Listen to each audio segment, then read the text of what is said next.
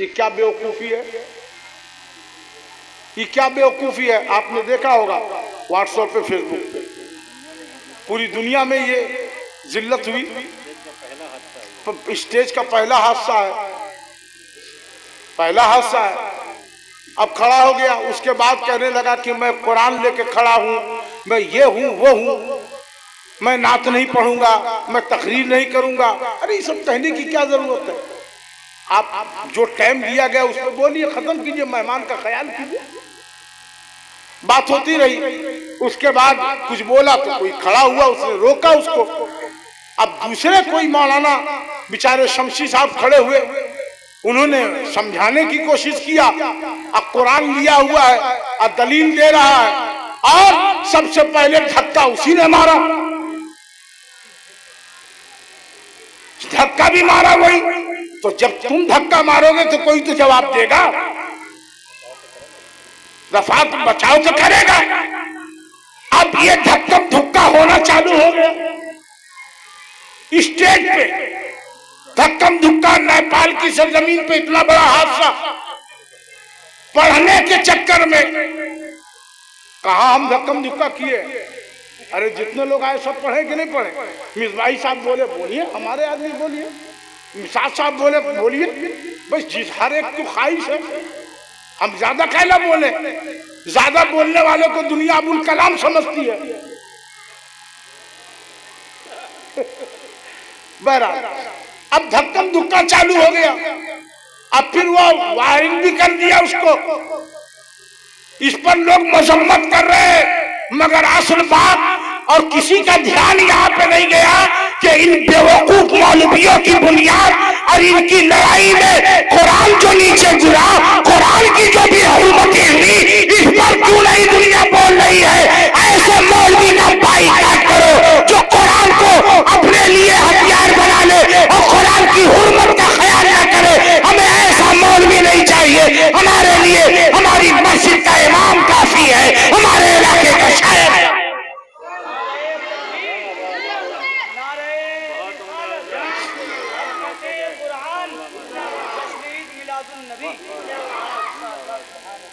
अब फिर कुरान शरीफ जो गिरा, वो कुरान, तवज्जो चाहूंगा, ये फैजान सरकार वकील पिया बोल रहा है, वो कुरान के हुसैन घोड़े से गिर गए तलवार खाते खाते, मगर जमीन पे नबी के कुरान को गिरने नहीं दिया। वो कुरान जिसका एक हर्फ भी दुनिया में चाहे कोई भी आ जाए, अगर पागल कोई भी आ जाए, चाहे 36 या 52 या 50 इंच का सीना लेके,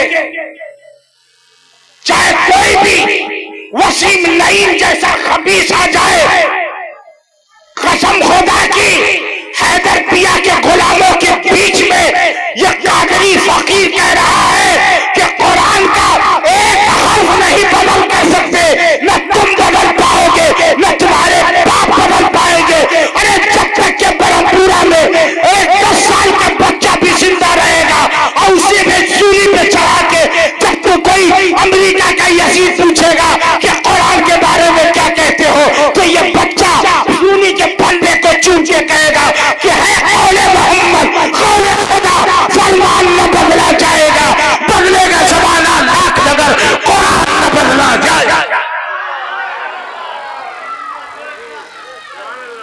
जो कुरान आज हम दूसरों को बोलते हैं, स्टेज पे कुरान ले गए हो तो एहतराम करो। अजीब बेवकूफी है, अजीब मामला है। कोई स्टेज पे लड़ रहा है, कोई फेमस होने के लिए कुछ कर रहा है। अरे तुम अल्लाह रसूल के लिए जिक्र करने के लिए आए हो कि नाम कमाने के लिए? नाम कमाने के लिए। सुन्नियत को बदनाम मत करो, बुजुर्गों के मिशन को बदनाम मत करो। मेंबर रसूल है, तो उसी हिसाब से पढ़ो। हमारी इस कौम को बेवकूफ मत समझो। अच्छा, हमारे यहाँ भी मत पूछिए, कुछ लोग ऐसे हैं नौजवान तबके में, आप लोग की बात में, कुछ लोग ऐसा नौजवान है कि लगता है कि शायर का हर शेर वो समझ रहा है। तकरीर समझे ना समझे, जहां जैसे कोई भी जितना भड़कदार शायर होगा वो जहां एगो धुन निकालेगा, अरे शायरी तो ये करते हैं मियारी शायर, जहां निकालेगा बस ऐसा मचल के सुभान अल्लाह कहेगा जैसे लगता है कि आसार समझने का चार गालिब चचा इन्हीं को देख गए।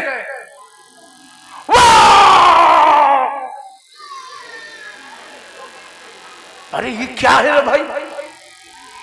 मैं नात का मुखालिफ नहीं है, नात पढ़ो मगर ज़बाने अहमद रजा हो, नात पढ़ो ज़ुबाने साजी हो, सिराजी हो। अरे नात पढ़ो जैसे सादी ने पढ़ा था, बलगल उला भी कमालिही कशफत दुजा भी जमालिही हसनत जमीओ खसालिही सल्लू अलैहि व नात पढ़ो जैसे बेगम शाह वारसी पढ़ गए, बेखुद किए देते हैं। जो दीवाने हैं वही हाथ उठा के सुभान अल्लाह बोले। बेखुद किए देते हैं, अंदाज़े है जाबाना, दिल में तुझे रख लूं जलवे जाना। नात इस तरह पढ़ो जी। बादशाह का वाकया बोलने खत्म कर दे। बादशाह ने कहा एक को कि काम करो, ऐसा लड़का लाओ जेके बदन पे कपड़ा ना हो, मतलब सिर्फ जो छुपाया जाता है सतरे औरत कहिए, या जो उसके अलावा ऊपर नाफ के ऊपर कोई कपड़ा ना हो और ये पाँव के ठुकनों के नीचे कोई कपड़ा ना हो, यानी एक रुमाल बांध के जिसकी जिंदगी गुजर रही हो, और खाने के लिए खाना ना हो और रहने के लिए मकान ना हो। वो बेचारा सोच में पड़ गया कि बादशाह है कि पागल हो गया रे। आदमी लड़का देखने जाता है आजकल तो वो ये नहीं देखता कि नमाजी है कि नहीं, ये देखता कि पैंट कितना टाइट है, पैंट कितना टाइट है। और लड़का भी आएगा तो पान लेके आएगा। आप सब कहेंगे, लोग इशारा करेगा, बाबू ये तुम्हारे समझी जी हैं, ये तुम्हारे ससुर हैं, अस्सलाम वालेकुम।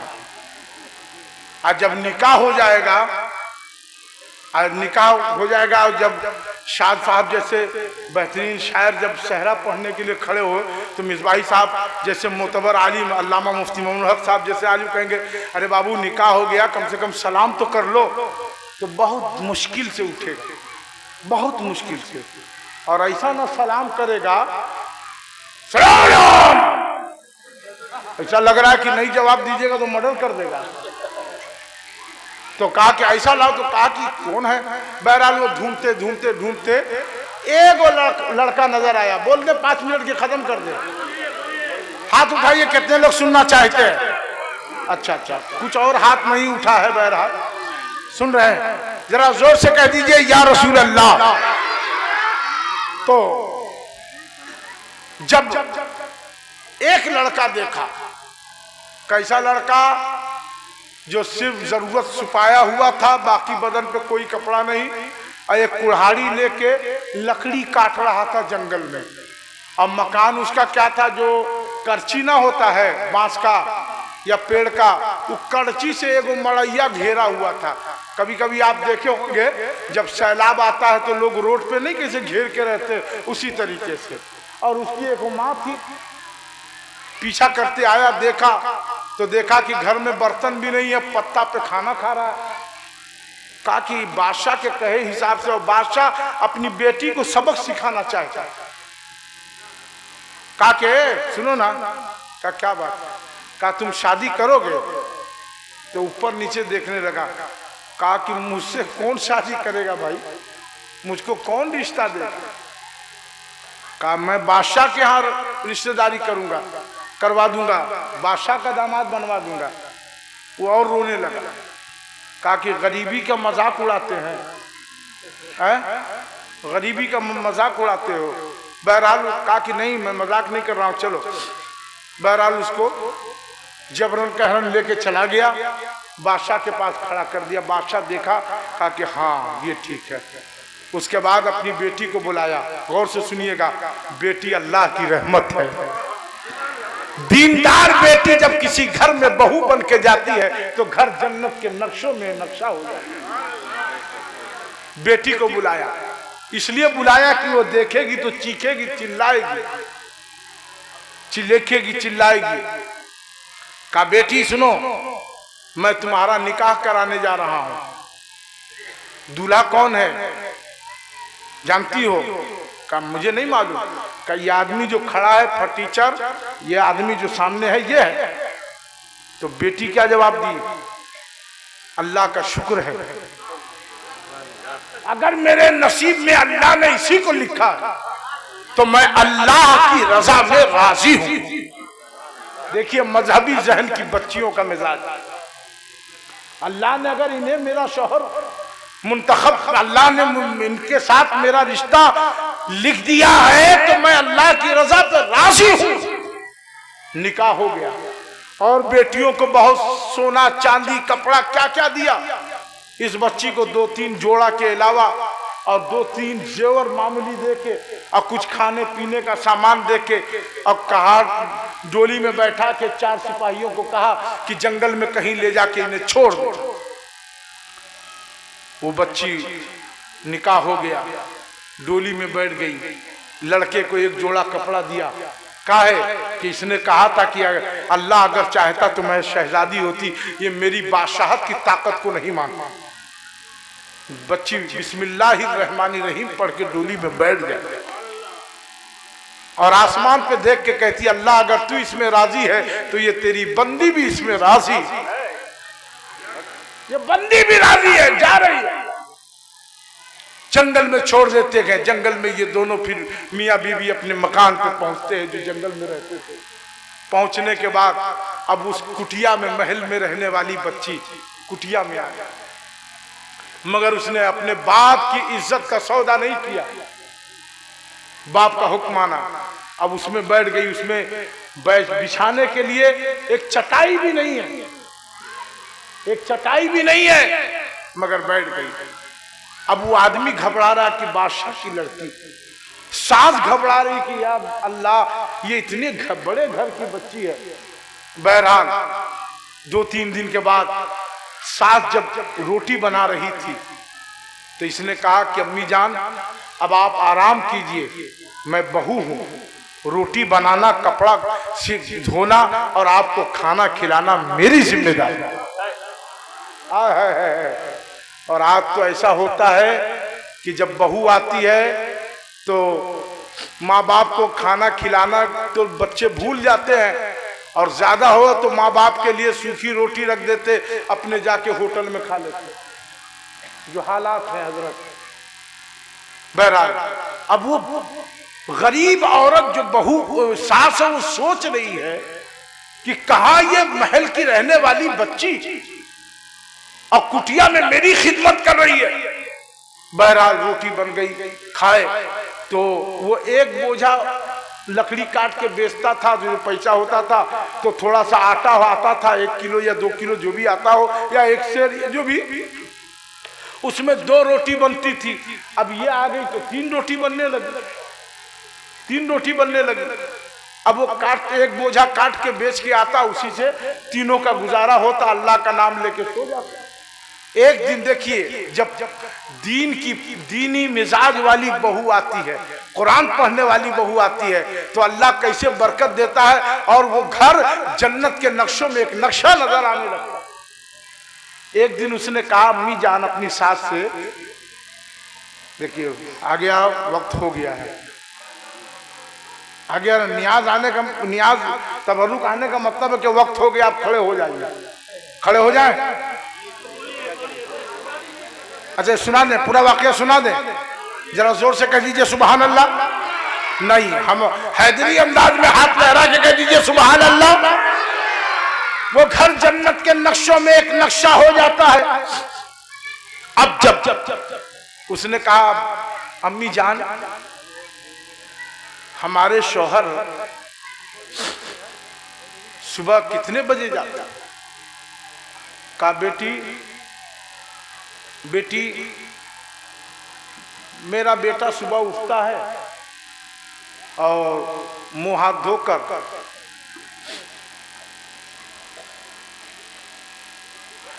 धोकर लकड़ी जंगल में काटने चला जाता है। कहा अच्छा ठीक है। कहा अम्मी मुझे रोटी बनाने दीजिए आज भी। अब रोटी बनाने के बाद सुबह जब उसका शौहर उठा, यहाँ तो आजकल मामला यह है कि शौहर उठने के साथ औरत का दूध ताना रखा है, और सबसे बड़ा हथियार क्या है? अरे मेरे लिए आपने किया क्या है। ये हालात है आमतौर पर। जब वो जाने लगा तो उसने अपने शौहर से कहा कि ए मेरे शौहरे नामदार रुकिए। कहा क्या बात है? कहा कि आप खाली पेट जाते हैं, नाश्ता कर लीजिए। देखिए जो समझ गए वो जोर से सुभान अल्लाह कह रहे हैं, नाश्ता कर लीजिए। तो कहा कि गरीबों के यहाँ नाश्ता नहीं होता, नाश्ता तो अमीरों के यहाँ होता। कहा कि नहीं, मैंने रात अपने आटे में से थोड़ा आटा बचा के, जरा जोर से, पूरा वाकया सुनना है तो जोर से सुभान अल्लाह बोलिए। मैंने थोड़ा सा आटा खत्म कर रहे, आटा बचा लिया है और एक रोटी तैयार कर दी है। आप वो नाश्ता करें और पानी पिए और तब अपने काम पे जाएं। वो बिस्मिल्लाह पढ़ के खाता है, जाता है, तो रोज एक बोझा लकड़ी काट के लाया। आज नाश्ता करके गया, ताकत मिली, एनर्जी मिली, तो 2 बोझा लकड़ी काट के लाया। 2 बोझा लाता है लकड़ी। अब जब 2 बोझा आया तो आमदनी बढ़ गई, और जब आमदनी बढ़ गई तो घर में खाने पीने का सामान बढ़ गया। तो दूसरे दिन 2 रोटी नाश्ते में मिली, 4 बोझा लाया। तीसरे दिन 4 रोटी मिली, 10 बोझा लाया। और जब भरपेट नाश्ता करके जा रहा है तो बेशुमार ला रहा है। नतीजा ये निकला, आमदनी बढ़ती जा रही है, बरकत होती जा रही है, आमदनी बढ़ती जा रही है। तो उसने कहा कि अब आप लकड़ी लाइए मत और 2, 4, 10 बोझा बेचिए मत, एक जगह लकड़ी जमा कीजिए। 6 महीने की लकड़ी बेचिए, 6 महीना जमा कीजिए। शहर में जाइए, लोगों से कहिए जिसको लकड़ी चाहिए मेरे यहाँ रास्ता कायम करे। नतीजा ये निकला कि उसकी लकड़ियां शहरों में जाने लगी। देखिए नेक बहू जब घर में आती है, कुरान पढ़ने वाली बहू जब घर में आती है तो घर जन्नत के नक्शों में एक नक्शा हो, हाजी साहब, नक्शा हो जाता है। कहा अब वो 6 महीने की लकड़ी बेचता और 6 महीने जमा कर, फिर आमदनी अल्लाह ने इतनी बढ़ा दिया कि कहा कैसा है कि आप यहीं जमा कीजिए और लोग लकड़ी लेके जाएंगे। नतीजा ये निकला कि 3 साल तक वो लकड़ी जमा करता रहा, बेचता रहा, काफी पैसे लकड़ियों की बुनियाद पर काफी इनकम उसके पास, उसके मसाला मतलब पैसे का माल मौजूद था। एक दिन जब सुबह वो आया तो देख के लगा रोने के लिए। रोया इसलिए कि जब वो आया तो क्या देखा कि रात में किसी ने आग लगा दिया और सारी जमा की हुई लकड़ी जल के कोयला। जब उसकी बहू बादशाह की बच्ची जब नाश्ता या खाना लेके आई तो अपने शौहर को रोता देख के वो रोने लगी। तसल्ली दी, कहा आप क्यों रो रहे हैं? कहा देखो मेरी मेहनत बर्बाद चली गई। कहा रोइए मत, इसमें भी अल्लाह की कोई हिकमत पोशीदा है, इसमें भी कोई अल्लाह हमारी भलाई चाह रहा है। सब्र दिया, उसको तलकीन किया बच्ची ने। आंसू पूछे, का ऐसा कीजिए ये कोयला जमा करके इसको बेच दीजिए, थोड़ी सी तो आमदनी होगी। जब वो कोयला बेचने गया, देखने गया तो क्या देखा कि पीली सी चमकती हुई कोई चीज धाक की तरह बाहर निकल गया। तो उसने अपनी बीवी से कहा कि ये क्या चीज है, ये चमक रही है। उसने देखा तो बादशाह की बच्ची थी, पहचानती थी। कहा कि जल्दी से 2 रकअत नमाज शुक्राना अदा कीजिए, आप लकड़ी पे इतना गमज़दा हो रहे थे, अरे अल्लाह ने आपको सोने की कान अता फरमा दिया। अगर ये लकड़ियां नहीं जलती तो आपको मालूम नहीं पड़ता। जाइए, अब जितना सोना है ले जाइए, फरोख्त कीजिए और गांव को तरक्की दीजिए। नतीजा ये निकला कि वो सोना बेचता गया और मुसलमानों की आबादी बढ़ाता चला गया। मस्जिद बनाया, इदारा बनाया, दरसगाह बनी, खानकाहें बनी। नतीजा निकला कि एक मुल्क वहां पर आबाद हो गया। एक नेक बच्ची बहू बन के आई, उसकी बरकत देखे। और फिर जब वो मुल्क आबाद हो गया तो उसकी इब्तिदा करने के लिए उसने कई मुल्कों के बादशाहों को दावत दिया, अपने बाप को भी दावतनामा भेजा। 2 मिनट का भाई वाकया बोल दें कि खत्म कर दें? बोल दें, जरा जोर से कहिए सुभान अल्लाह। बाप को भी दावत दिया। जब उसका बाप आया तो ऐसा महल देख के वो चकाचौंध हो गया, हैरत में पड़ गया। बादशाह लोगों ने कहा कि हमारे करीब में इतना बड़ा मुल्क है, हमको मालूम नहीं। वो शान शौकत, वो रौनक देख के बहरहाल जब खाने पे सारे मुल्क के बादशाह बैठे तो उस लड़की ने अपने शौहर को भी अपने बाप के सामने वाली कुर्सी पे बैठाया। नेक बीबी शौहर की इज्जत करती है और बैठाया। अब बादशाह का लिबास पहन के बैठा, सबका तारुफ हुआ और नकाब में वो लड़की आई, अपने बाप को सलाम की। वजीर खजाना ने कहा ये बादशाह की मलका है, बीवी है। तारुफ हो गया, बस 2 मिनट है, तारुफ हो गया। उसके बाद इस लड़की ने पूछा कि आपकी कितनी औलाद है? तो बाप ने कहा कि मेरी 6 बेटियां थी। कहा अच्छा, कुछ बताइए उसके बारे में। कहा रे मेरी 5 बेटी तो बड़ी अच्छी थी, मेरी फरमाबरदार थी, मेरी हर बात मानती थी, मुझसे इतनी मोहब्बत थी। एक बच्ची थी वो हमेशा नमाज में रहती थी, कुरान में रहती थी। एक दिन मैंने ऐसा पूछा तो कहा कि अगर आप बादशाह भी नहीं होते, अल्लाह अगर चाहता तो मैं शहजादी होती। तो कहा उसकी शादी आपने? कहा रे वो जंगल में शेर खा गया होगा, पता भी नहीं, मैंने कभी ढूंढने भी, मगर हाँ और बच्चियां हमारी जो है बड़े बड़े मुल्कों में है और शहजादी हैं। उसके बाद इसने कहा ये जो सामने बैठे इनको पहचाना आपने? तो गौर से देखने लगा। कहा सूरत कुछ समझ में आ रही है। कहा कि इसको आपने नहीं पहचाना? कहा ये वही आदमी है जिसके साथ आपने अपनी बेटी का निकाह किया था, वो इस मुल्क का बादशाह। बादशाह हैरत में। कहा भी हैरानी क्या है, मेरे अल्लाह ने मेरी जुबान को पूरा कर दिया। उस बेटी ने कहा था ना कि अगर अल्लाह चाहेगा तो मैं किसी मुल्क की शहजादी रहूंगी, तो हाँ वो पूरा हो गया। वो कैसे? जैसे नकाब हटाया तो बादशाह की हैरत की इंतहा नहीं। कहा बेटी तुम कहा कि हाँ ये मैं इस मुल्क की शहजादी हूँ, या आपकी बादशाहत का पावर नहीं, मेरे रब का फजल है अल्लाह। ये है नेक बेटी, नेक बहू। लिहाजा अपनी बच्चियों को आखिरी पैगाम कि सारी तालीमों के साथ साथ शरीयत की तालीम जरूर दें। नमाज